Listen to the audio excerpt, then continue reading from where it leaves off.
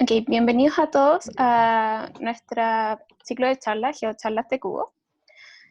Como saben, el procedimiento habitual, los que ya han estado con nosotros,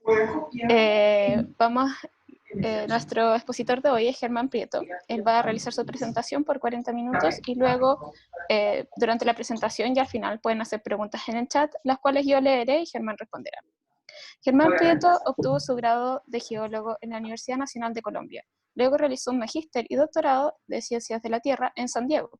Desde ahí ha trabajado en múltiples lugares, tanto en Stanford, en la Universidad de los Andes, en el MIT, Universidad de Rosario y en la Universidad Nacional de Colombia, actualmente. Debido a su carrera, recientemente ha sido nombrado como editor de Geophysical Research Letter. Y hoy día nos va a presentar la charla Restricciones sismológicas sobre los posibles mecanismos de terremotos de profundidad intermedia. Germán, el público es tuyo. Bueno, Bienvenido. muchas gracias. Muchas gracias por invitarme. El objetivo de esta charla es contarles un poco el trabajo que hemos hecho sobre terremotos de profundidad intermedia y aunque todo va a estar en inglés en la presentación, pues voy a tratar de hablar en español, aunque muchas palabras seguramente no me van a salir bien en español porque uno las usa tanto en inglés que no se sabe la traducción realmente. Entonces, primero quiero agradecer a Leoncio, a Catalina, a Javier por invitarme y saludarlos a todos ustedes que están acá conectados desde, creo que gente en México, en Chile, acá en Colombia, de repente en Europa. Agradecerles estar acá y además quiero resaltar finalmente que la mayor parte del trabajo que está aquí presentado es trabajo que hizo Manuel Flores, que es un estudiante, fue un estudiante mío en MIT, acabó de graduarse el año pasado y ahorita es postdoc en Caltech, y es el trabajo que hizo él, principalmente lo que voy a mostrarles hoy. Entonces, para hoy lo que quería mostrarles es la discusión sobre los mecanismos de terremotos de profundidad intermedia, que son estos terremotos que ocurren a profundidades mayores a los 50, 60, 70 kilómetros y más o menos hasta los 300 kilómetros de profundidad. Entonces, la idea sería mostrarles un poco el por qué esta pregunta es importante y ya entrar en detalle sobre lo que hemos hecho para relocalizar estos terremotos de una mejor manera. Y una vez ya teniendo un catálogo relocalizado de más de 1000 terremotos de profundidad intermedia a nivel global, empezar a describir las características y los patrones que podemos ver en cada una de las zonas de subducción, donde pues, principalmente encontramos estos terremotos. Entonces, esta figura es la figura clásica de terremotos globales, o una de las tantas que puede haber, pero muestra muy claramente los patrones de sismicidad a nivel global. Lo primero, los terremotos no están ubicados al azar, sino que están en zonas muy particulares y la mayoría de ellos, no todos, pero la mayoría de ellos están en los límites de placa. Entonces ustedes pueden ver las dorsales y las fallas de límites de transformación. Están marcados principalmente por terremotos de profundidad superficial, entre 0 y 70 kilómetros, de color rojo. Entonces ahí está muy claramente la falla de San Andrés, todas las dorsales en el Pacífico y en el Atlántico. Y pues claro, en las zonas de convergencia también hay terremotos superficiales, pero sí empiezan a ver que los terremotos verdes, que serían los que me voy a dedicar en esta charla, de profundidad intermedia y los más profundos, sí están ubicados en zonas más particulares, principalmente en zonas de convergencia y zonas de subducción. Entonces aquí en Sudamérica, muy claramente Nazca, subduciendo por debajo de Sudamérica, o aquí la placa, digamos, la sudamericana o la Atlántico, que es, no se sabe cuál de las dos, o las dos más bien, están subduciendo por debajo de la placa Caribe, o aquí en Centroamérica, la placa Cocos, y al otro lado, pues, del Pacífico también tenemos ese tipo de subducciones, ese tipo de terremotos profundos. Miren que en las dorsales y en los límites de placa de transformación no hay terremotos profundos. Entonces, ¿por qué es interesante este tema? Si uno mira este catálogo que les acabo de mostrar acá atrás, más o menos el 25% de los terremotos son o profundos o de profundidad intermedia. Más o menos el 25%, nada, pues no son la mayoría, pero pues es algo que representa un porcentaje importante. Y lo curioso es que el mecanismo de cómo ocurren o por qué pueden ocurrir no es muy claro todavía. Entonces, el hecho de que no esté muy claro, pues es una pregunta ya de por sí interesante. Entonces, generalmente esto es tomado de Scholz.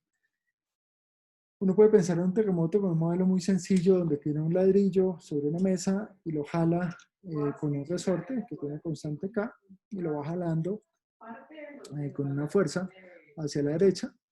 Al principio el resorte se empieza a estirar, pero llega un momento en que ya no va a estirar mucho más y eventualmente el ladrillo se va a mover en un movimiento de stick slip. El camioncito acá representa la presión, el esfuerzo normal que se pone sobre el ladrillo para que en principio evita que este ladrillo se pueda mover. En los terremotos más profundos, pues la situación puede ser parecida, pero hay dos cosas que cambian de manera significativa. La primera es la presión, ya no es un camión, sino tenemos millones de camiones que están generando la presión, es decir, crear una fractura va a ser mucho más complicado simplemente por la presión que se tiene. Y segundo, la temperatura. La temperatura de las rocas a esa profundidad pues va a ser mucho mayor y ya las rocas no se van a comportar de manera frágil, como normalmente ocurre a bajas temperaturas, sino van a tener un comportamiento mucho más dúctil.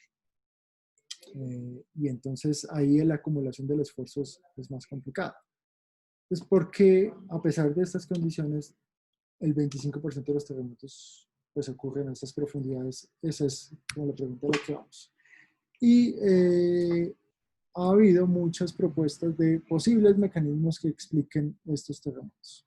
O sea que hay algunos, también hay otros asociados a procesos metamórficos, a la transición del olivino, pero esos son generalmente para los más profundos. Te lo voy a contar un poco de estos mecanismos para que después podamos reevaluarlos y ver cuál de estos puede ser el más apropiado. Entonces, el primero de ellos se conoce como debilitamiento por deshidratación. Y es de pronto el mecanismo más aceptado para terremotos de profundidad intermedia, principalmente por esta figura que les estoy mostrando acá.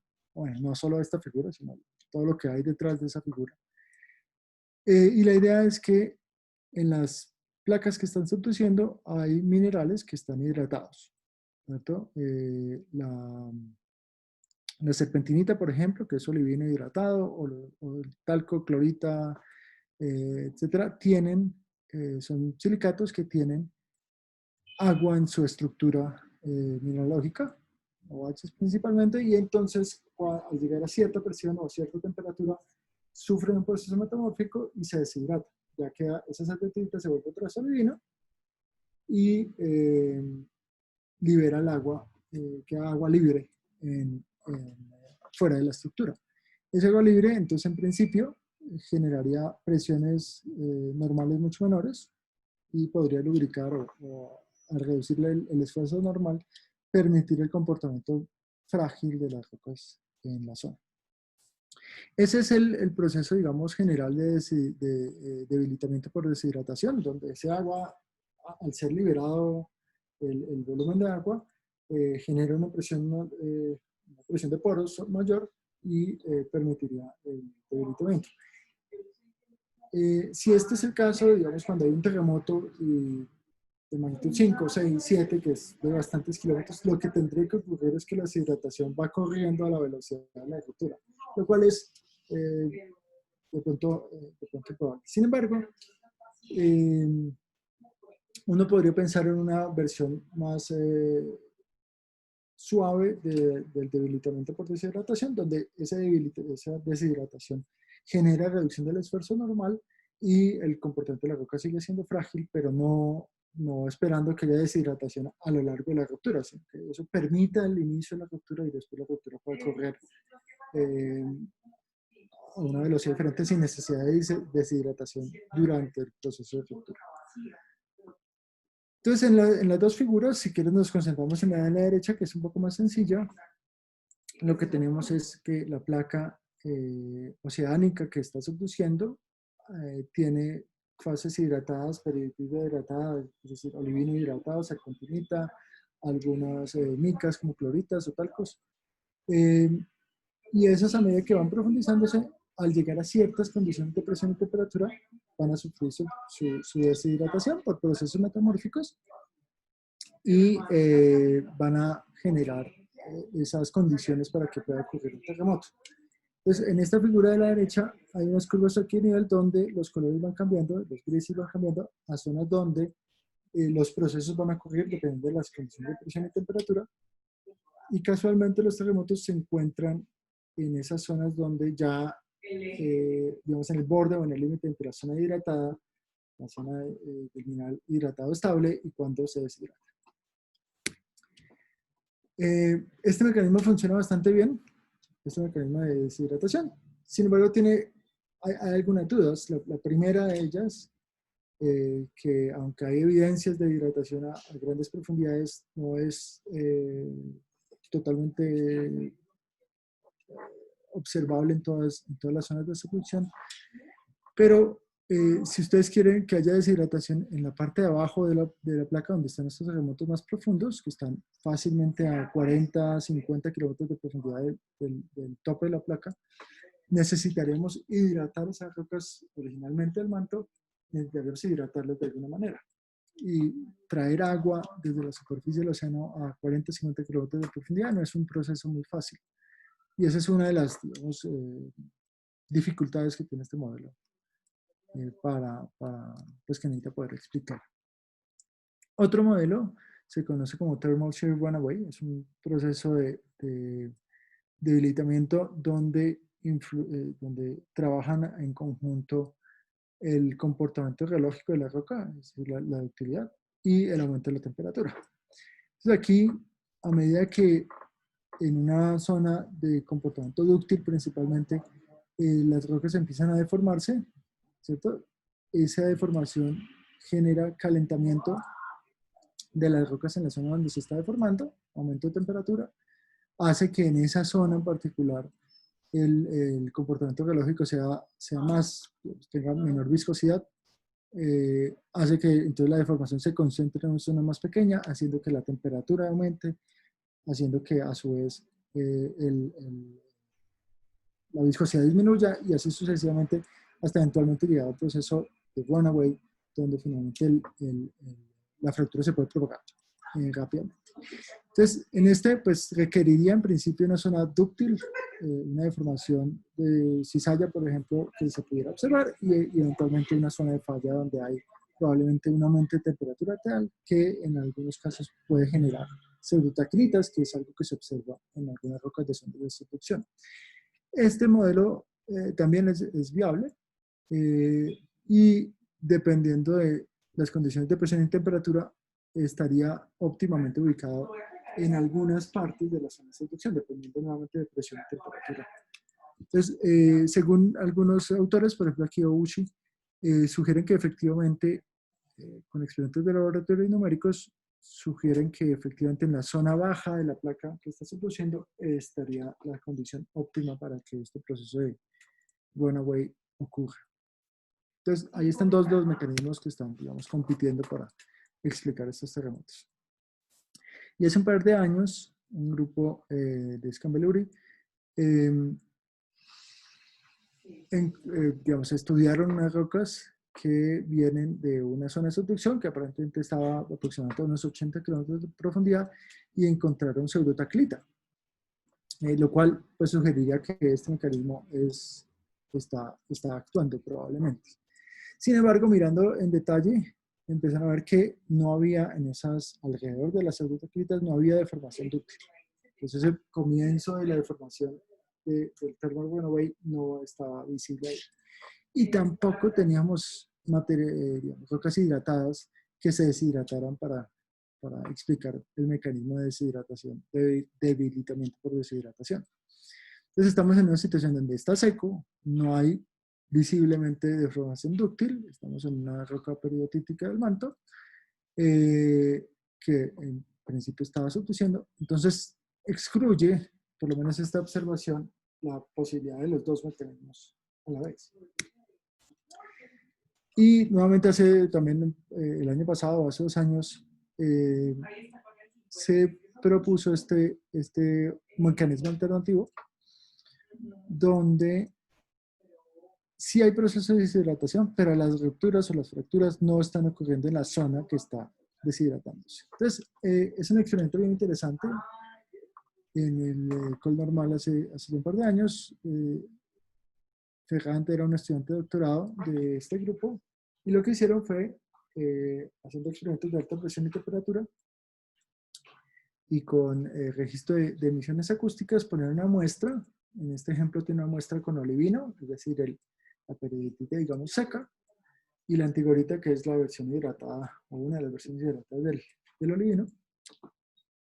Y lo ponen bajo presión y empezaron a escuchar a ver si se metían emisiones acústicas. Cuando era 100% de olivino, no había emisiones acústicas. Cuando había demasiada antigorita, tampoco había emisiones acústicas. Y más bien encontraron que cuando había un porcentaje no tan alto de antigorita, de material hidratado, y el resto era olivino, se veía el proceso de deshidratación en la antigorita, pero las rupturas estaban ocurriendo en la zona seca, que es lo que aparentemente estaba sugiriendo aquí Scambelluri y su grupo. Entonces, esto lo llaman ruptura por proceso de transferencia de esfuerzos por deshidratación. Es decir, la deshidratación sí está ocurriendo, aparentemente, pero el proceso de ruptura se da porque este proceso de deshidratación genera un cambio de volumen y genera unos esfuerzos que se transfieren a una zona seca donde sí puede ocurrir el proceso de ruptura frágil e incluso, pues, si es lo suficientemente rápido, generar la pseudotaquidia. Entonces, es un punto intermedio, no es que la deshidratación genere la ruptura, sino genera un esfuerzo que puede generar una ruptura en una zona cercana. Y la condición aquí para que esto pueda ocurrir es que la cantidad de material hidratado no puede ser tan grande. Entonces, este proceso se da generalmente en la parte baja de esas placas tectónicas que están subduciendo, donde no hay tanto material hidratado. Si hay demasiado material hidratado, el proceso no es muy eficiente y no se genera ruptura, no se generan emisiones acústicas. Entonces, volviendo a lo que observamos a gran escala, en una zona de subducción, aquí hay un mapa, una sección de ubicación o localización de terremotos en Honshu. Y la placa que está subduciendo hacia la izquierda y ustedes ven la localización de los terremotos. Lo curioso aquí es que en la zona intermedia, tal como prevé el mecanismo de deshidratación, en la zona intermedia, entre esta zona superior e inferior de la zona de Benioff, no hay o hay muy pocos terremotos. Entonces, esto lo llamamos una zona doble de subducción, double seismic zones en inglés. Entonces, es algo curioso porque, claro, si está hidratado acá en la mitad, pues ¿por qué no hay terremotos ahí? O si ya se deshidrató, ¿por qué vuelven a aparecer terremotos en la parte baja? Y lo curioso es que este ejemplo que les mostraba de Honshu no es inusual. Aquí hay un trabajo de Brudzinski en el 2007, donde cogieron los catálogos globales de sismicidad en zonas de subducción e hicieron con diferentes catálogos, el catálogo local acá en Japón, bueno, no acá, en Japón, se ve muy claro la doble zona de subducción, y si utilizamos otros catálogos como el EHB o el PDE, claro, la localización no es tan precisa, entonces no se alcanza a ver esa zona de subducción bien. Sin embargo, digamos, el comportamiento estadístico del número de sismos en función de la profundidad a lo largo de la placa sí alcanza a mostrar una doble pico, una bimodalidad por lo menos, en este ejemplo en particular. Y cuando hicieron ese análisis con todos los catálogos, o con el catálogo a nivel global en todas las zonas de subducción, pudieron observar que efectivamente en la mayoría o en todos se encontraba una zona de doble sismicidad, o en su mayoría, y que incluso si miramos en función de la edad de la placa que está subduciendo, la distancia entre la parte superior y la parte inferior de la zona de subducción, o la doble zona de subducción, se incrementaba, es decir, se volvía más ancha en las placas más antiguas y más delgada en las placas más jóvenes. Entonces, con base en eso que ya se ha trabajado, vamos a hacer un análisis, repetir el análisis, ojalá con mejor precisión, de la localización de estos terremotos de profundidad intermedia. Y vamos a utilizar algunos términos, estos de acá, grises, pues no los vamos a trabajar mucho, son terremotos superficiales. En la parte intermedia vamos a tener los terremotos de profundidad intermedia, pero los vamos a dividir en una zona superior, Upper Seismic Layer, y en una zona inferior, Lower Seismic Layer. Y finalmente por acá abajo estarían los terremotos profundos, que serían los que no vamos a trabajar hoy, pero pues de 300 kilómetros o más. Entonces nos vamos a dedicar a estos de acá, los amarillos y los rojitos, y siempre utilizando Upper Seismic Layer acá y Lower Seismic Layer para describir esos dos grupos de terremotos. Entonces, para, digamos, estudiar esas zonas de subducción o por qué ocurren estos terremotos y sus características, lo que quisimos fue estudiar todas las zonas de subducción posibles, donde tuviéramos suficiente cantidad de terremotos para caracterizar esas zonas de subducción dobles, y una vez las tengamos, pues caracterizar otras cosas como los valores B, que más adelante hablaremos, o la productividad de réplicas o aftershocks de esas mismas zonas. Entonces, lo primero es que necesitamos mejorar estos catálogos utilizando diferentes mejoras en la localización de estos terremotos a nivel global. La forma de hacerlo es utilizando, la forma que lo vamos a hacer es utilizando fases profundas. La idea es bastante sencilla. Normalmente tenemos un terremoto, o sea, el terremoto envía rayos, ondas sísmicas, los que están viajando hacia abajo entran al manto y finalmente llegan a la superficie.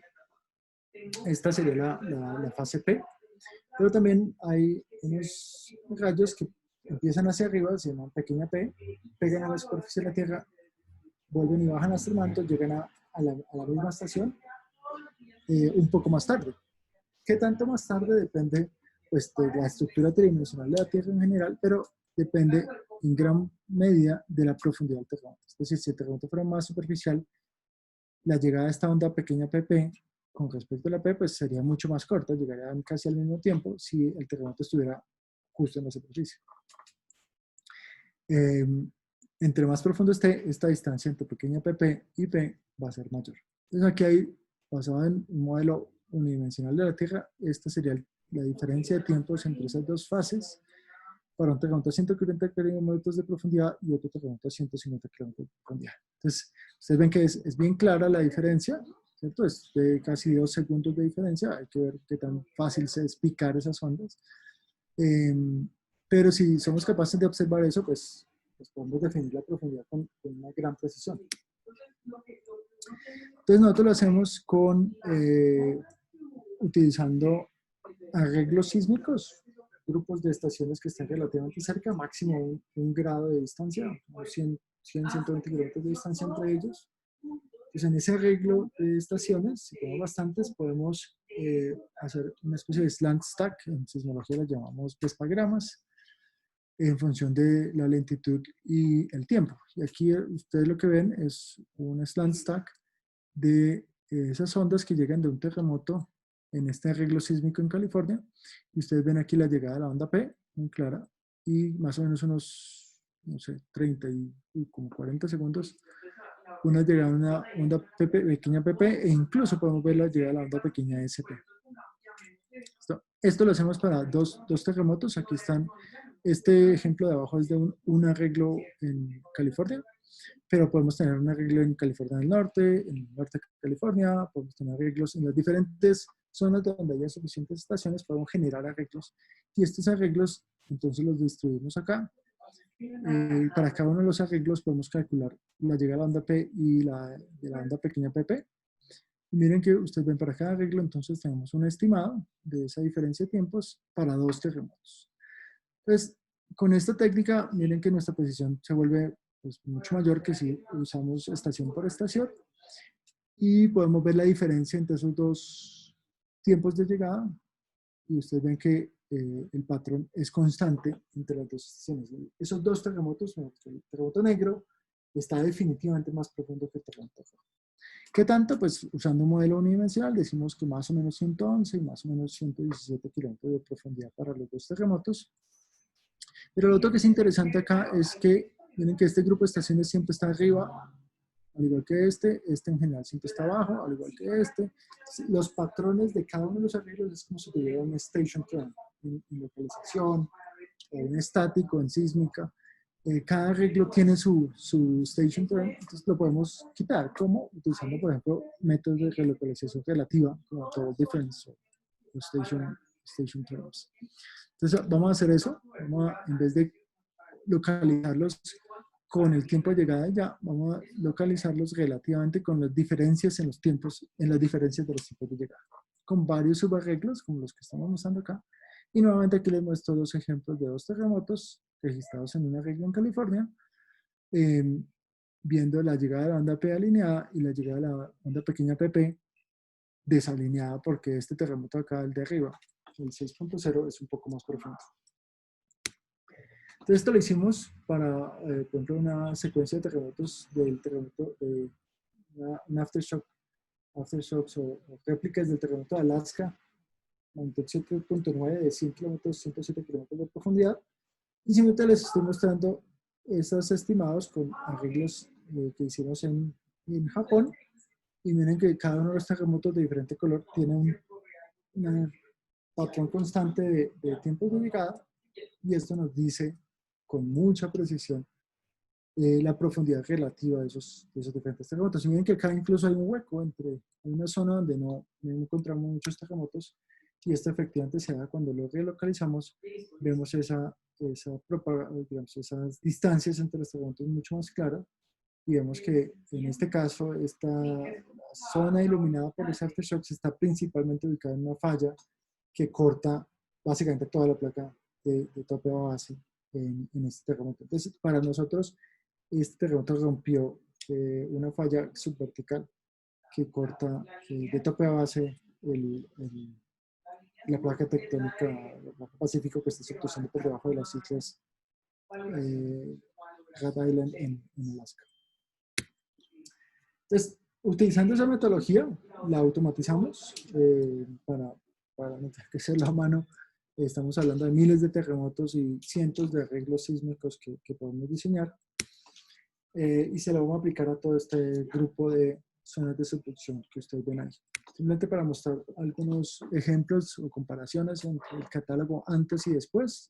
El catálogo antes es en negro y el catálogo después de la relocalización es el de la derecha, y ahí me parece, por lo menos a mí, no sé ustedes, después me dirán, es convincente que se mejora muchísimo la resolución de las localizaciones y se ve con mucha claridad la ubicación de la parte superior de la zona doble de subducción y la parte inferior. En cada una de ellas, incluso aquí en América Central, están mucho más pegadas, pero se alcanzan a diferenciar claramente esas dos zonas, superior e inferior, de la zona doble de sismicidad.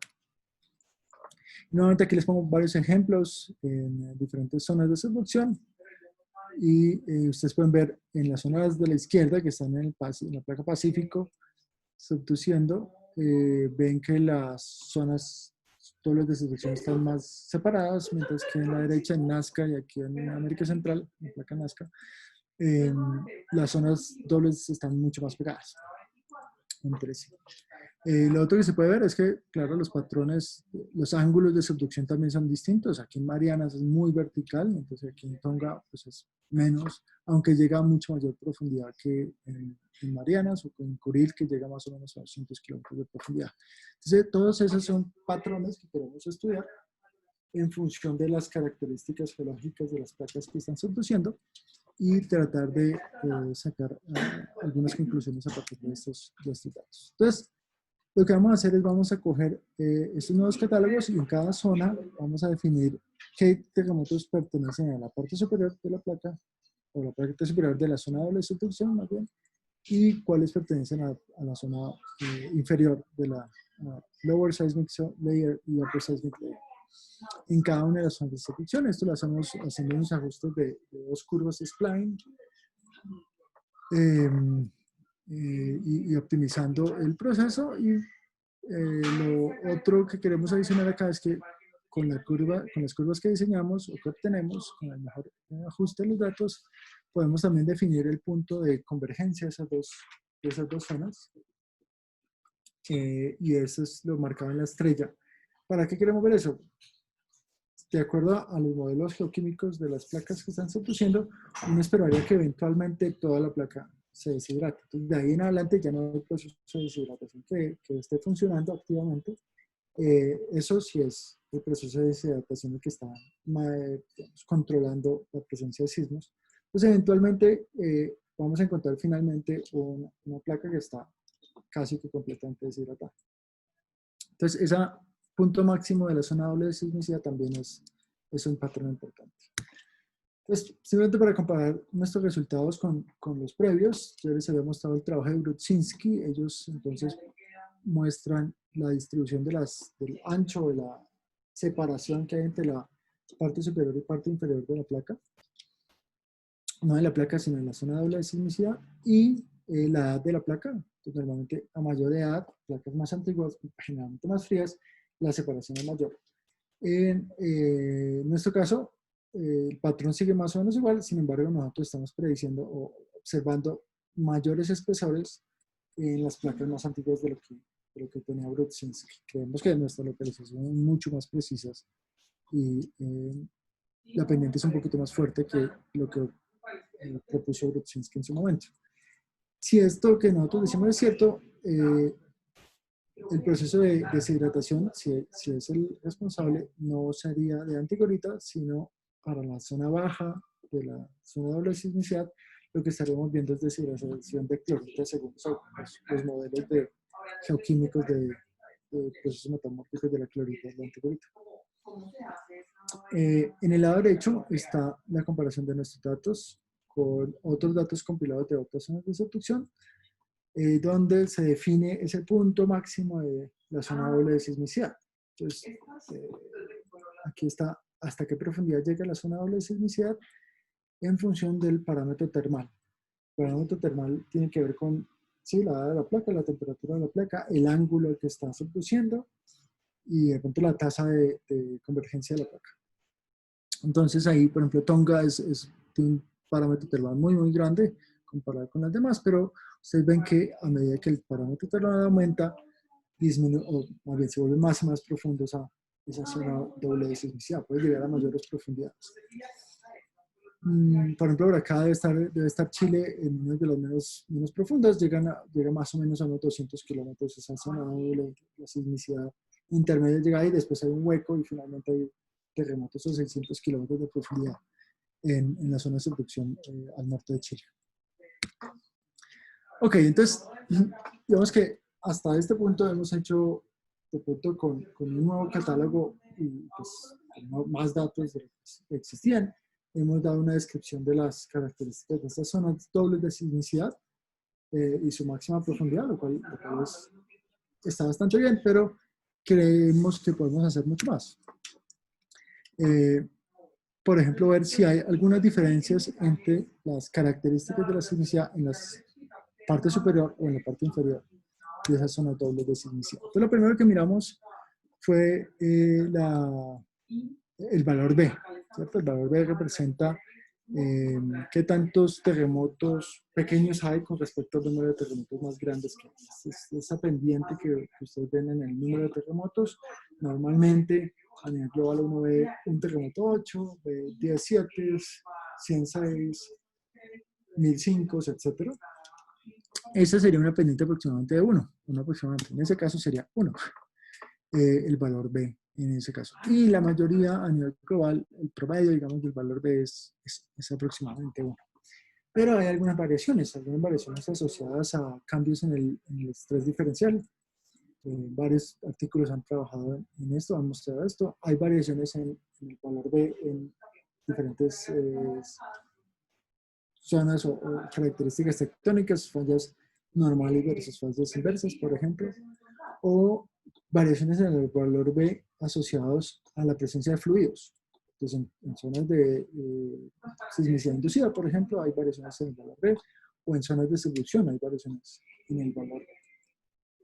Entonces vamos a ver si somos capaces de ver algunas diferencias en valor B en las zonas dobles de sismicidad. Y solo para alentar o mostrarles un ejemplo de qué es lo que queremos, estos son estudios de valor B en diferentes zonas de distribución, donde pues, son datos locales, entonces hay una densidad de puntos mucho mayor, y en diferentes zonas de diferentes volúmenes se calcula el valor B en cada zona y se compara, o sea, es un mapa, digamos, del valor B en la placa que está produciendo.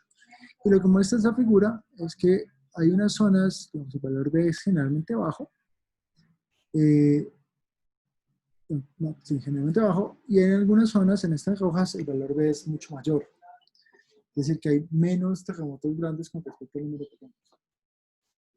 Y esas zonas rojas que están aquí marcadas están exactamente ubicadas, más o menos a unos 100 kilómetros de profundidad, ubicadas donde el proceso de deshidratación es el mayor al esperado. Es donde se espera que ocurra ese proceso de deshidratación, y en muchos casos está asociado a los canales donde esa deshidratación produce fusión parcial del manto, de la cuña del manto, y genera vulcanismo eventualmente en superficie. Entonces, ahí lo que estamos viendo es que efectivamente si hay esos procesos de deshidratación están activos, esperaremos un valor de B mucho más. Pues nosotros lo hacemos, lo vamos a hacer, no lo podemos hacer con la resolución de esas figuras de atrás, pero sí lo podemos hacer comparando el valor B en la parte superior de la placa, de la zona doble de sismicidad, y en la parte inferior, en el lower seismic zone, lower seismic layer, y en el upper seismic layer. Y aquí simplemente unos ejemplos comparando esos datos. Aquí está magnitud en función del, más bien, número acumulado de terremotos en función de la magnitud de los terremotos en la zona superior o en la zona inferior, como lo dividimos, que les mostré hace un par de slides. Y lo que ustedes observan es que en algunos casos los valores son cercanos, los puede de pronto diferenciar un poco, y en otros son mucho más claros, pero si cogemos el acumulado de todos nuestros zonas de distribución, encontramos que el valor B siempre es mayor en la parte superior del upper seismic layer comparado con el lower seismic layer. Nuestra interpretación es que en el upper seismic layer efectivamente los procesos de deshidratación están ocurriendo, pero en el lower seismic layer ese patrón no es tan evidente y más bien es consistente con un manto litosférico que está relativamente seco. Es decir, los procesos de hidratación o la presencia de agua es mucho menor que lo que uno esperaría. Entonces ahí estaríamos sugiriendo que este proceso de deshidratación puede estar ocurriendo en la parte superior, más no en la parte inferior de las placas. Y simplemente aquí les tengo un ejemplo de cómo hicimos esta figura muestra los valores B, pero también, y de pronto es mejor incluso calcular qué tan robusta es la pendiente, la diferencia en las pendientes más bien, la diferencia en el valor B de los dos. Y aquí está la forma como lo hacemos la diferencia entre los dos valores en cada una de las magnitudes, y podemos ver que efectivamente es muy, muy robusta esa diferencia en este ejemplo que les estoy mostrando acá. La diferencia del valor B entre esos dos puntos en la zona azul, la pendiente es mayor a 0, lo que significa que, y es robustamente mayor que 0, significa que la diferencia de las pendientes es positiva en este caso. Ok, entonces ese es el valor B. También empezamos a trabajar en las réplicas. Entonces aquí un ejemplo muy rápido, no sé qué tan lento estoy, pero aquí hay un ejemplo de Chile y de Japón con catálogos locales de muy alta resolución. El catálogo de la izquierda es de CIPRI y el catálogo de la derecha es del JMA Catalog. Ustedes ven ahí en la misma zona, muy aproximada, nuestras localizaciones y las localizaciones de los eventos locales, tanto en Japón como en Chile, simplemente como comparación.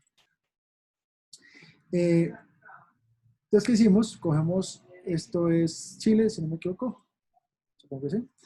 Esto es Chile y aquí estoy ubicando un terremoto, magnitud 6.5 en el lado izquierdo, y todos los terremotos que ocurren en un círculo, unos cuantos kilómetros decenas de kilómetros de radio, cuántos terremotos ocurrieron en las siguientes horas o días, buscando las réplicas. Y aquí encontramos pues una serie de terremotos, más o menos 13 terremotos en 5 días, fue lo que encontramos. Y hacemos lo mismo con otro magnitud 6.2. Este terremoto magnitud 6.2, según nuestra localización, está en la parte superior de las capas dobles, y este de aquí a la izquierda está en la parte inferior. Y aquí sí vemos una gran cantidad, es 47 aftershocks. Entonces, cuando miramos el número de terremotos en función del tiempo después del terremoto, es mucho más clara la tendencia de aftershocks del terremoto del Upper Seismic Layer que el Lower Seismic Layer. De pronto aquí existe, pero no es tan fuerte, y la pendiente definitivamente es distinta. Esto lo hicimos también en Japón. Aquí les estoy mostrando un par de ejemplos, pero lo hicimos con muchos terremotos. Aquí en el Lower Seismic Layer tenemos 21 terremotos en 5 días, y aquí en el Upper Seismic Layer estamos hablando de 800 terremotos en los otros días. Incluso si no hace un zoom, uno puede ver la falla por la cual está iluminada pues, por las réplicas. Entonces ahí comparando, ustedes ven acá en el lado izquierdo, negro, los aftershocks del terremoto 6.8 en el Lower Seismic Layer, más o menos 15 terremotos al comienzo. Y en rojo está el terremoto magnitud 7, es un poquito mayor, pero aún con la corrección por magnitud no es, la escala es muy diferente. Miren que aquí se ve la secuencia de aftershocks muy clara, y pues la escala está al lado derecho. Pues aquí estamos hablando de 800 terremotos, aquí estamos hablando de 20 para el Lower Seismic Layer. Entonces, compilando toda la información que tenemos de todos los aftershocks y si pertenecen al Upper Seismic Layer o Lower Seismic Layer, y haciendo una corrección, que es esta normalización que ustedes ven acá, de acuerdo a la magnitud, es claro que si ustedes comparan una secuencia de aftershocks de magnitud 7 y magnitud 2, pues el 2 va a tener muy poquitos, porque son más poquitos los que le caben ahí. Entonces hay que hacer una corrección para poderlos comparar de manera justa. El hecho de que un main shock sea más grande, pues no significa que contemos los terremotos. Debemos normalizar por ese efecto de magnitud. Entonces, después de esa normalización, aquí ven ustedes que en general, excepto por este outlier acá, los terremotos en las zonas, en la Lower Seismic Layer, tienen mucha menor productividad de aftershocks que los de Upper Seismic Layer, por el factor de 2 a 4 veces mayor en el Upper Seismic Layer. Perdón.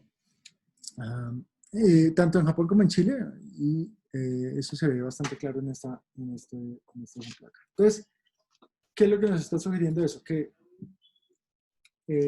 los problemas de la sismicidad están respondiendo de una manera muy distinta en la parte superior y la parte inferior de las zonas dobles de sismicidad.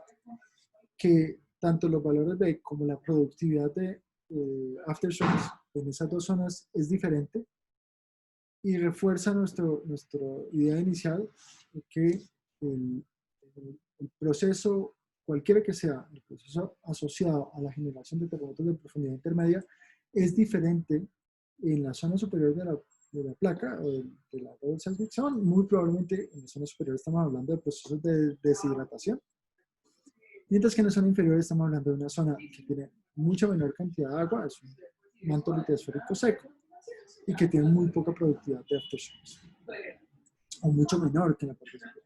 Y nuevamente eso sugiere que los procesos asociados a la generación de estos terremotos son diferentes en esas dos zonas.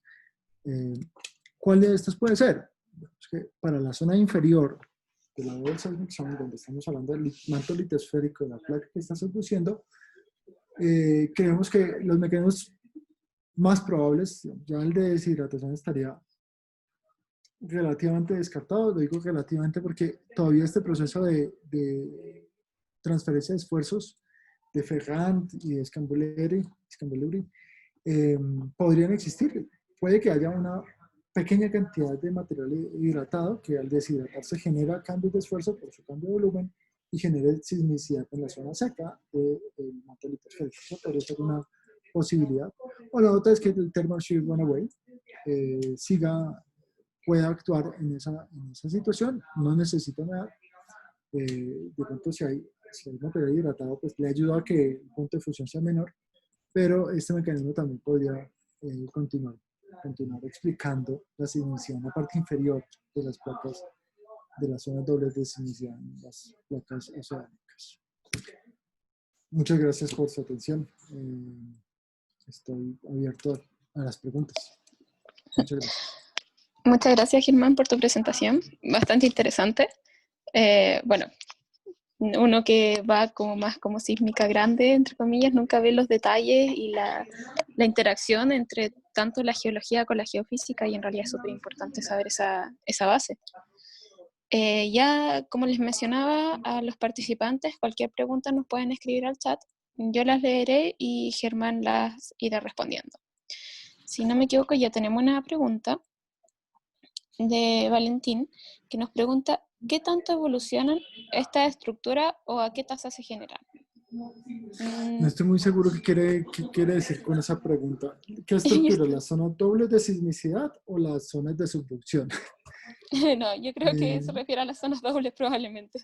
Ok, ¿y a qué tasa se genera? Pues no estoy muy seguro cómo contestar eso. Yo creo que la pregunta va dirigida como, claro, a dónde están las zonas dobles de subducción, y bueno, quizás Valentín nos puede explicar un poco más a qué se Sí, refería en ese si puedes momento. escribir algo, Sí. explicar la pregunta o hacia dónde, cuál es tu duda específica.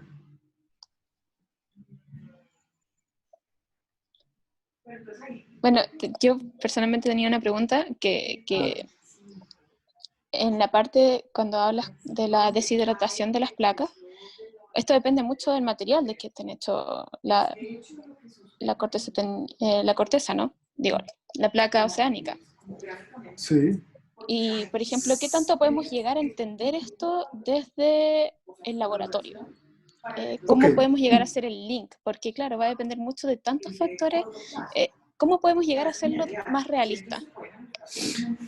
Digamos que composicionalmente uno no espera mucha variación. Las placas oceánicas que se generan en las dorsales oceánicas, es decir, tiene una composición, digamos, asociada a la astenosfera en las dorsales oceánicas. Está compuesta principalmente por materiales, digamos, máficos y el manto litosférico. Entonces, no sé, tenemos piroxianos, olivinos, de pronto están más o menos hidratados, y al final pues va a tener alguna participación de materiales sedimentarios que vienen de los continentes o de las cadenas de islas oceánicas eventualmente. Entonces, pues, esa composición no va a ser muy variable entre una placa y otra. ¿Qué cambia mucho? Es qué tanto tiempo llevan en el fondo oceánico. La edad de la placa es muy importante. ¿Por qué? Porque a medida que nos alejamos de la dorsal, la placa oceánica siempre está en contacto con el agua arriba y siempre está siendo alimentada con calor desde abajo, desde el manto. Entonces, tiene esas dos, digamos, límites, boundary conditions. Uh-huh.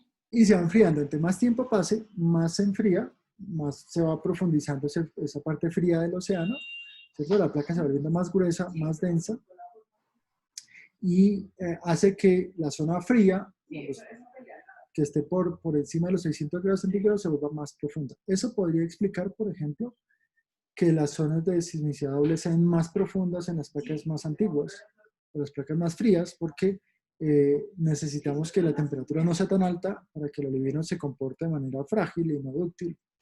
Si está por encima de los 600 grados centígrados, empieza a ser más difícil acumular los esfuerzos.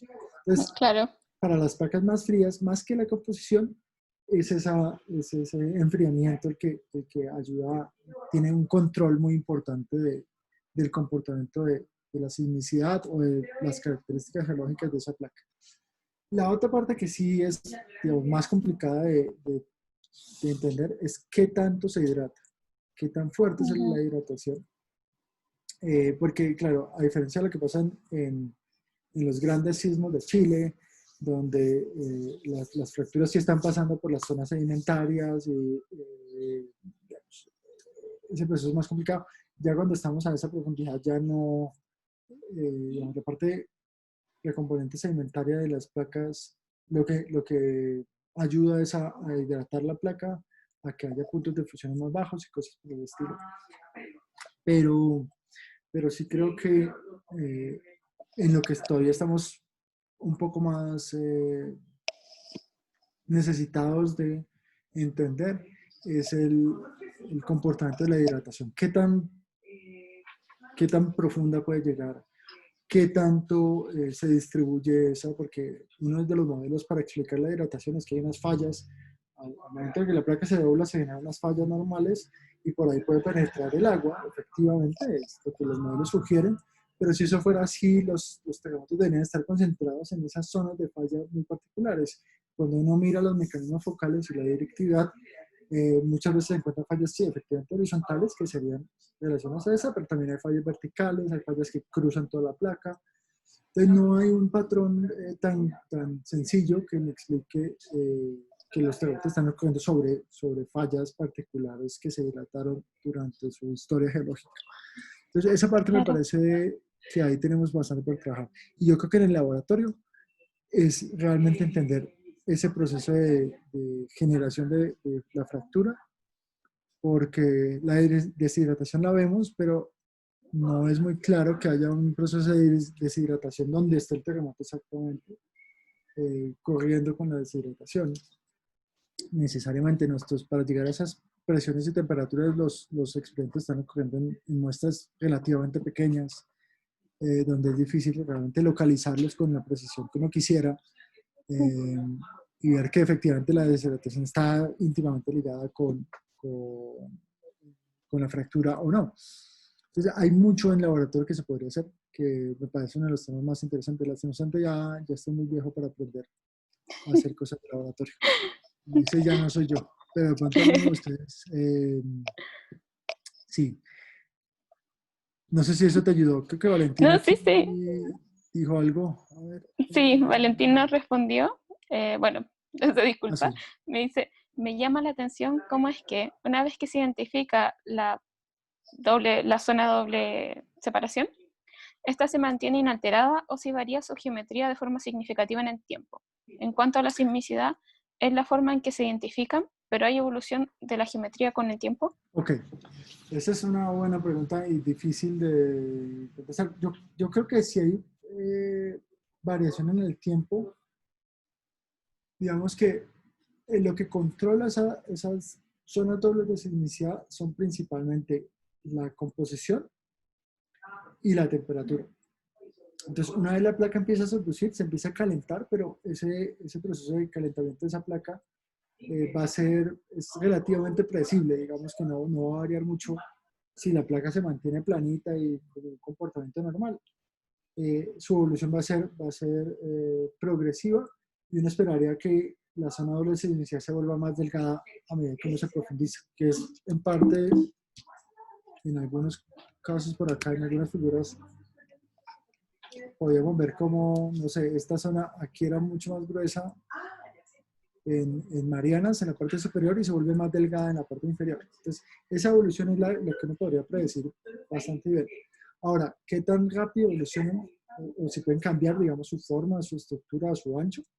Yo creo que eso debe variar bastante a pequeña escala. Eh, Nuestra imagen de las zonas de distribución siempre es una zona de distribución con un solo ángulo, pero ustedes saben, en México, por ejemplo, tenemos una zona de sismicidad normal al sur y plana en el norte. Puede estar mal, pero Scioli nos puede corregir. Sí, Por ejemplo, ese cambio, esa zona donde cambió esa zona plana a zona profunda rápida, que también pasa en Chile, ahí yo creo que la zona doble sismicidad se vuelve mucho más complicada. Debe estar, pero debe ser muy difícil observar. No sé si ustedes vieron, nosotros intencionalmente en este mapa tratamos de evitar las zonas más complicadas, donde hay convergencia o la placa está muy doblada, porque ahí, pues, si existiese la zona doble, estaría deformada por la historia de deformación de la placa que está subduciendo.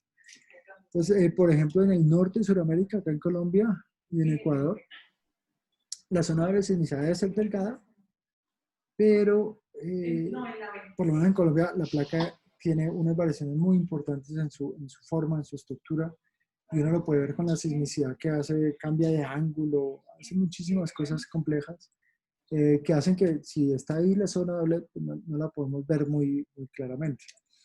Entonces creo que sí pueden evolucionar.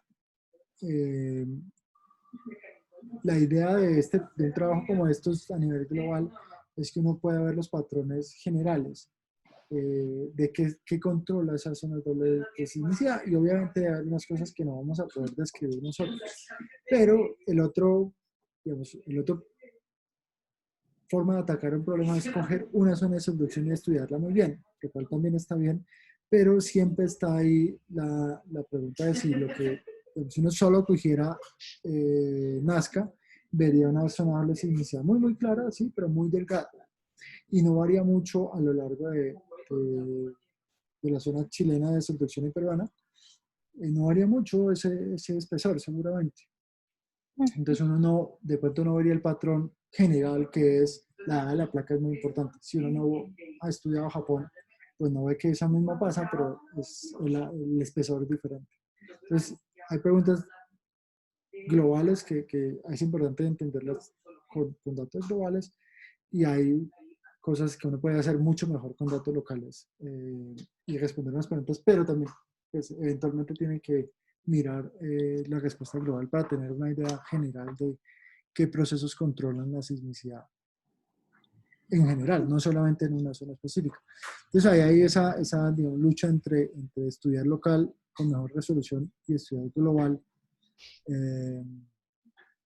digamos, con una resolución de pronto menor, pero que de pronto es capaz de describir mejor el rango de posibles controles físicos y geológicos que determinen la sismicidad. Listo, creo que yo estoy aquí, también veo algunas preguntas, entonces voy a Sí, ir con Silvana. Silvana te pregunta, bueno, te dice que es muy interesante. En el caso de Chile, nosotros vimos dos sismos de magnitudes similares, magnitud 6.4 en 2000 y 5.7 en 2003 en el mismo lugar, pero con diferente profundidad. Y lo de las réplicas fue al revés, más por debajo. Lo que sí era notorio que las inversiones sugerían diferente comportamiento geológico respecto al área de ruptura. Sí, no estoy muy seguro si yo vi esos. Alguna vez yo trabajando con Sergio empezamos a mirar algunos sismos de profundidad intermedia, y recuerdo efectivamente que había dos muy cercanos, simplemente tenían diferente profundidad. Esos son los que yo considero upper y lower. A mí con lo que recuerdo que trabajamos con Sergio, ¿sabes? El de abajo tenía menos aftershocks que el de arriba, pero puede estar equivocado. Entonces, de pronto, este es otro ejemplo. Entonces, ¿qué pasa ahí? Claro, no necesariamente esto que vemos va a ser siempre igual en todas las zonas de subducción, y en particular en zonas más localizadas. Por ejemplo, Ferrand y Kita hicieron un estudio de valores B en Japón, en una zona de Japón, y vieron la situación al revés. Entonces, seguramente hay variaciones locales que nosotros no podemos ver a nivel global. Lo que sí vemos es una tendencia global a siempre ser mayor acá, lo cual no quiere decir que no pueda haber situaciones reversas. Y también recuerdo cuando trabajamos con Sergio en esos terremotos que efectivamente cuando uno ve los comportamientos de velocidad de ruptura o stress drop o del tamaño de la falla, parecen distintos entre la upper y la lower. Y es en lo que yo quisiera trabajar en el futuro cercano, mirando estos terremotos, poder hacer algún tipo de inversión de algunos parámetros dinámicos o estáticos de la fuente para ver si hay alguna tendencia diferente entre las dos capas. Eso sería muy diciente también de las condiciones geológicas y físicas en las dos zonas, y de pronto nos puede permitir decir algo más sobre qué es lo que pasa. Necesito conseguir un estudiante que lo haga. Solo digo una cosa, es que también no eran la misma magnitud. Digamos, uno era 6.3 y el otro 5.7, y por ahí también es eso, lo de las réplicas. No eran iguales. Claro. Tal vez puede ser eso. Se notaba como que había una diferencia en las rupturas, como que el bajo daba siempre una ruptura mayor. Pero estaban exactamente en el mismo lugar, por eso estaban interesantes para analizarlo. Pero bueno, nada, eso. Muy bueno. para tu charla. Siguen siendo interesantes, creo yo. Y hay más, porque no recuerdo cuáles fueron los que vimos con Sergio esa vez, pero había varios que estaban así como en parejas de magnitudes similares. Hay que hacer una corrección por la magnitud, eso es importante para hacer una comparación, digamos, justa. Ok, Leoncio me Bueno, pregunta... Sergio te dice acá también que los que menciona Silvana ocurrieron en la zona central y lo que ustedes vieron juntos están en la zona norte. Ok, para mí Sí, Chile, no sé cuál es, pero bueno, ok, sí, no te bueno, preocupes. buen Además, dato. Scioli también nos menciona que la subducción es horizontal en el centro, en Cocos Norte y hacia el sur se tiene un ángulo mayor. No, Ok, no, bueno, da el comentario informativo. Muchas gracias. gracias, Yoli. Sí, bueno, sigamos con las preguntas. Leoncio te agradece tu presentación y pregunta, ¿cuáles crees que son las perspectivas que hay que seguir estudiando para terremotos profundos, considerando las limitaciones propias que implica la profundidad que ocurren? Yo veo varios campos a trabajar que diferentes grupos han tomado, pues, pero creo que se pueden mejorar aún más. Hay un campo muy fuerte que sería experimentos de laboratorio. Cada vez se están mejorando la capacidad de los equipos y ahorita con emisiones acústicas de muy alta resolución se pueden hacer cosas muy, muy interesantes para tratar de replicar las situaciones que no podemos replicar de otra manera en zonas de subducción. Entonces, ese campo me parece muy interesante. Yo pues, no podría entrar ahí porque no sé hacer eso. Pero me parece un tema importante. Hay varios grupos que están trabajando en eso y el que más conozco, digamos, es el de Ecole Normal. Pero me imagino que también en UCL hay grupos trabajando en este tipo de cosas. En cuanto a sismicidad, yo creo que estudiar con mayor, digamos, la localización que estamos logrando creo que es muy importante porque nos da una visión más clara de qué es lo que pasa. Ahora creo que el siguiente paso es ir a estudiar la ruptura misma. Velocidad de ruptura, tamaño de fachas, las características típicas que utilizamos para describir los terremotos superficiales, poderlo hacer con estos profundos también, con una ventaja y una desventaja a la vez. El hecho de que sean profundos nos quita mucho contenido de frecuencias altas que podemos tener con los terremotos superficiales, pero nos da una ventaja y es que podemos ver la versión completa del mecanismo focal, es decir, toda la esfera focal, porque tenemos esas fases profundas. Muchas veces, solo con telesísmico, nosotros lo que estamos viendo son las ondas que van hacia abajo. Es decir, si la ruptura va hacia arriba, nosotros no sabemos, no podemos determinar si va hacia arriba o si está yendo hacia el lado, porque solo estamos viendo una parte del mecanismo focal, una pequeña parte de la esfera. Entonces, hay algunos ejemplos recientes de terremotos en Octos, donde viendo un solo terremoto, una sola estación que estaba arriba, se veía que la ruptura fue de super shear. Ese fue el trabajo de Chong Wen-chan de Caltech hace un par de años. Entonces, lo que hemos hecho hasta ahora generalmente es ver esas ondas que van hacia abajo. Yo creo que si queremos avanzar, necesitamos ver las que van hacia arriba también. Entonces, ese es uno de los trabajos. Cuando uno está local, generalmente ve solo las ondas hacia arriba. Entonces no ve, tampoco ve toda la esfera focal. La combinación de las dos cosas es lo que creo que podría llegar a decir mucho más sobre esos terremotos. Claro. Hasta ahora nadie lo ha hecho combinando esas dos cosas y creo que ahí hay mucho por hacer. Entonces, esos son dos de los campos en los que creo que uno podría enfocarse. Y claro, está la parte de sismología de imágenes, de tomografía de alta resolución para ver dónde está la zona de baja velocidad de la placa, qué tan hidratada realmente está, todo ese tipo de información que pues, es importante para relacionar todo lo que observamos con la parte física, por lo menos de estructura, también es importante y creo que ahí sí conozco mucho menos. Pero creo que por ahí tiene que haber también muchos avances para que podamos seguir. Claro, ahí hay futuro. Bueno, sigamos con las preguntas. Benjamín Idine te agradece por tu presentación y tiene dos preguntas. La primera es, los valores B cambian con la concentración de fluido, pero más en general dependen de la rheología de contacto. ¿Es posible descartar otras interpretaciones para la observación de valores B? Sí, otra forma de verlo, creo yo, es que, por ejemplo, en la parte superior de la placa está mucho más fracturado. Entonces no hay una conectividad de una falla grandota, sino hay muchas fallas pequeñas por ese fracturamiento de esa placa. Y entonces vamos a tener muchos terremotos pequeños comparado con el número de grandes que eventualmente corten toda la estructura. Entonces, esa podría ser una forma de ver por qué el valor B en la parte superior muestra valores más altos que genera terremotos muchos más terremotos pequeños que los grandes. En la parte inferior, entonces, no tendríamos tantas pequeñas fallas, que la placa tenía su comportamiento geológico y no permitió el crecimiento de fallas. Y lo que tendríamos es, una vez un terremoto se dé, algo lo tiene que detener. Entonces, si hay un proceso de runaway o algo por el estilo, pues se generan principalmente fallas grandes y no tantas pequeñas. Esa podría ser otra forma de interpretarlo. Y claro, los valores B no son es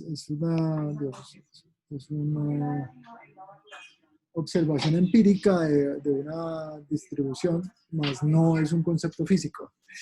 Hay muchas maneras de interpretarlo, que te tocaría, digamos, combinar, por ejemplo, valores B que obtengamos con aftershock sequences y de pronto relacionarlo con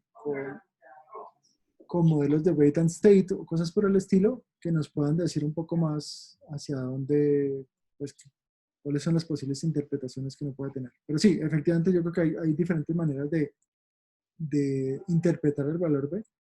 La nuestra fue concentrada en la parte de hidratación, pero creo que hay otras formas de interpretarlo. Independientemente de cómo se interprete, creo que lo robusto es la observación de que el valor B es diferente entre upper y lower. ¿Y la segunda pregunta era? La segunda pregunta la vamos a combinar también con la pregunta de Francisco Pastén, porque habla más o menos de lo mismo. Te pregunta, ¿el SLAF transporta agua desde el inicio de la subducción, material poroso saturado, diferente al agua contenida en los minerales? ¿Juegan algún rol estos fluidos en la generación de terremoto de profundidad intermedia? Y esto es muy similar, quizás podrías responderlas juntas, a la pregunta de Francisco Pastén, quien te pregunta si podría existir una migración, para el norte de Chile en particular, podría existir una migración de fluidos desde el manto hidratado hacia la corteza oceánica que genere microsismicidad de profundidad intermedia dentro de la placa Nazca. Uy, Ambos ok. acerca de fluidos. No Sí. sé si están relacionadas, pero bueno, el SLAP transporta agua desde agua libre en general, sí, pero esa es la parte muy, muy superficial. Eh, cuando cuando empieza a penetrar esa placa, esa parte, digamos, de la corteza, ese agua libre entra en contacto con el manto, la cuña del manto y la funde, ayuda a la fusión. Entonces, ese gran contenido de agua que entra en la parte más superior de la placa, creo que la que controla en buena parte la fusión parcial del manto, de la cuña del manto, que eventualmente genera el vulcanismo. Entonces, creo que para explicar los terremotos a mayores profundidades, 100 kilómetros y ya dentro de la placa, ahí tenemos que estar hablando más de los procesos de deshidratación de los minerales hidratados que se hidrataron durante la historia geológica de la placa, pero en buena parte asociados a la hidratación, la serpentinización de la placa en las dorsales, por ejemplo, que puede llegar a una buena profundidad. O ya en las fallas, estas que les digo que cuando la placa se dobla, ahí se genera penetración del agua y ese agua interactúa por las condiciones de presión y temperatura con el olivino para hidratarlo. No queda el agua libre ahí, porque si el agua estuviera libre ahí, fácilmente, pues en principio sería expulsada rápidamente. Ya cuando la placa no está en condiciones normales, sino en condiciones de esfuerzos compresivos. Entonces, esa parte del agua creo que no juega un rol tan importante, más bien juega un rol importante asociado al vulcanismo. Y la otra pregunta de esa ¿De migración de Francisco? fluidos es bien interesante porque nuestra imagen de las sismicidades está en la placa seduciendo, ¿cierto?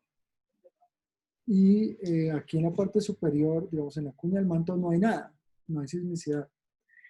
Más bien si hay migración de fluidos que eventualmente tienen que penetrar esa litosfera continental y eventualmente tener un vulcanismo arriba, pero esos podrían generar sismicidad. Uno supondría que sí. ¿Qué es lo que pasa?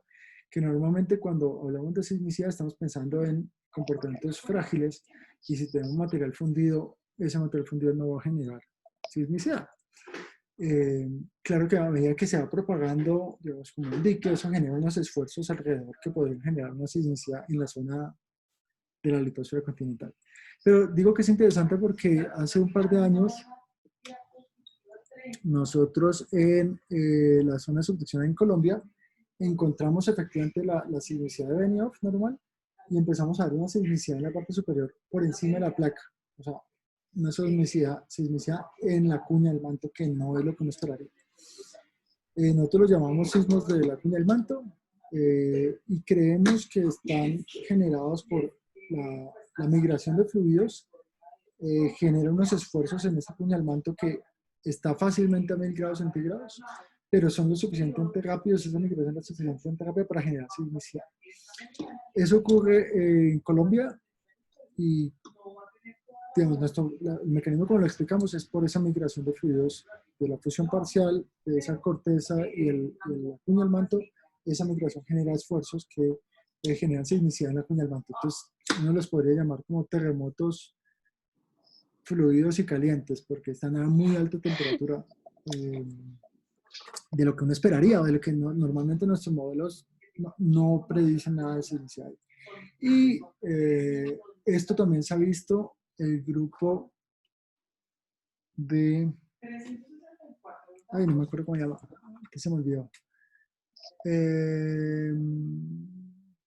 Bueno, ahorita me acuerdo el nombre, pero Cliff, Waldhauser y otros, Waldhauser no era el primer autor, pero estaba dentro de la lista, localizaron unos terremotos también, creo que en Marianas, si no me equivoco. Entonces uno ve la sismicidad muy clara de la zona de subducción y ve como unas columnas de sismicidad que suben hasta la superficie casi, todo a lo largo de la cuña del manto. No estamos hablando de profundidades de 60, 70 kilómetros, estamos hablando de 100, 120 kilómetros hacia arriba. Esa, nuevamente, es otra de las observaciones donde que se parece mucho a la nuestra y tenemos sismicidad en la cuña del manto.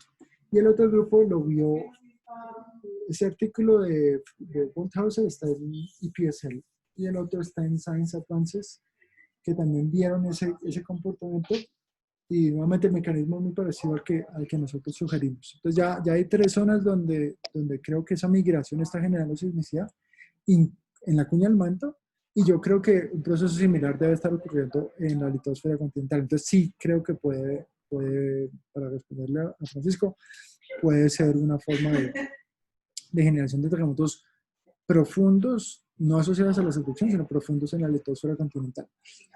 Claro.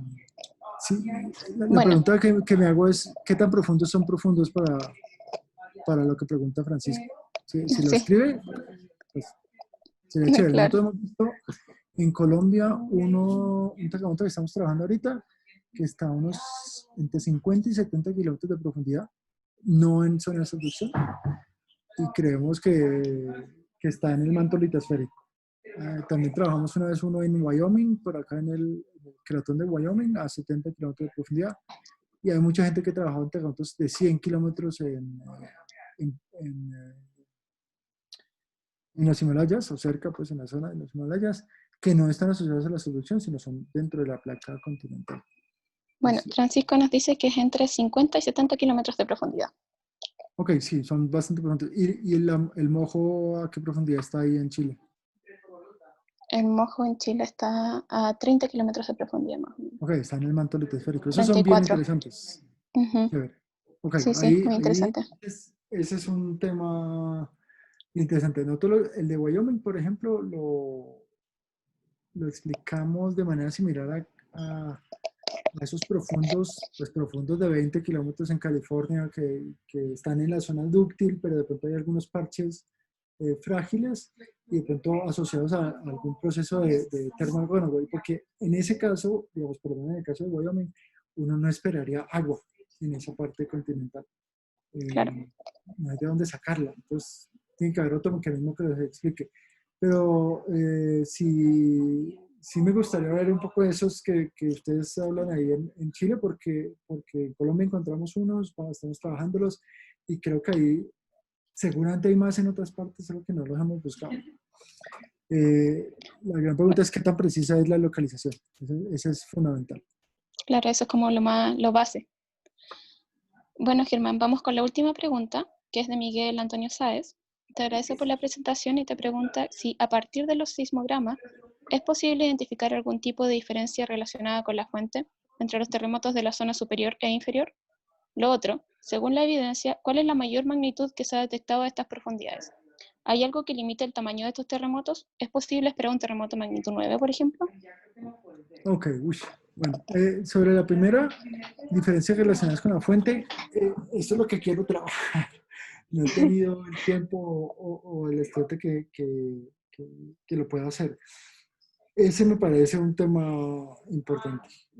Yo creo que, pues, digamos, yo esperaría ver esas diferencias. No sé si siempre van a ser constantes a nivel global, pero digamos, si uno cogiera Chile en la zona superior, en la zona inferior, y pudiera haber algunas diferencias en el comportamiento de esos sismos, en la velocidad de ruptura, en la duración de la fuente, en el estrés drop, algunos de estos parámetros, eso sería bien interesante. Y creo que en algunas zonas seguramente lo podremos ver. Eh, Hay que tener cuidado de cómo se hace, porque nuevamente, si ustedes solo cogen estaciones locales, están viendo una parte de la esfera focal y no se sabe, estar sesgados en que ustedes están viendo una ruptura que va hacia arriba, pero ustedes no saben, entonces su estrés drop va a ser muy alto, pero porque la ruptura va hacia arriba. O su estrés drop es muy bajo porque la ruptura va es muy pequeño porque la ruptura va hacia abajo y como no saben, entonces no están viendo las dos partes del mecanismo focal. Entonces el problema de directividad es importante y es difícil de solucionar, pero creo que hay herramientas que si uno combina telesismos con locales podrían ayudar. Ok, la otra, ¿cuál es la mayor magnitud de profundidad intermedia? No estoy seguro, pero yo por lo menos el de Alaska 7-9, yo creo que había un par de 8 de profundidad intermedia. No he visto un 9, no sé por qué no habría un 9, es decir, la placa es lo suficientemente grande para que quepa un 9. Normalmente son más pequeños, más compactos, porque tienen un stress drop mayor. Entonces no necesitan una falla muy grande como un 9 en Chile, pues en la zona de subducción, en la zona somera de subducción. Entonces, creo que algo que lo controla es el hecho de la dificultad de propagar una falla o una ruptura más bien dinámica en esas condiciones de presión y temperatura. Yo creo que eso es lo bloquea de cierta manera para que pueda crecer más. Sería mi respuesta sin saber realmente la razón. Yo creo que ese es el control, que la temperatura, las presiones y temperaturas son tal que no debería haber muchos terremotos, igual se generan, pero si se tratan de salir de esa zona, pues tienen una zona de velocity strengthening que simplemente los va a frenar eventualmente. Entonces, me imagino que eso sería el control de esos terremotos. Claro. ¿Qué más? Bueno, con esta última pregunta finalizamos. Te vamos a enviar todo lo que está en el chat. De hecho, hay un estudiante que le gustaría contactarte. De todas formas, Bueno, adelante. también sí, agradecemos a todas las personas que vinieron hoy. Germán también permitió el contacto con él. Si es que tienen dudas, les pueden enviar mail. Toda esa información está en nuestra página web y lo pueden contactar desde ahí. La próxima semana tenemos la charla, esta vez sí, la charla de Jean-Paul Ampuero, de el uso de fibra ópticas para el monitoreo sismológico en el fondo marino y alerta temprana en subducción. Nos reunimos a la misma hora el próximo jueves. Muchas gracias, Germán, por tu paciencia, por responder todas las preguntas y por tu excelente presentación. No, con gusto. Muchas gracias a ustedes. Y sí, si tienen preguntas, Francisco, mándame lo que tienes, que creo que con los datos de Chile no podría haber pequeña SP para precisar la profundidad muy bien. Pero pues si el mojo está a 34 y tu terremoto está a 50, 60, creo que no hay muchas dudas al respecto. Y si hay alguien más que quiera hablar conmigo, con gusto, mándeme un email y yo me demoro, pero yo contesto. Muchas gracias. Ok, muchas gracias a todos. Nos vemos el próximo jueves. Chao. Chao.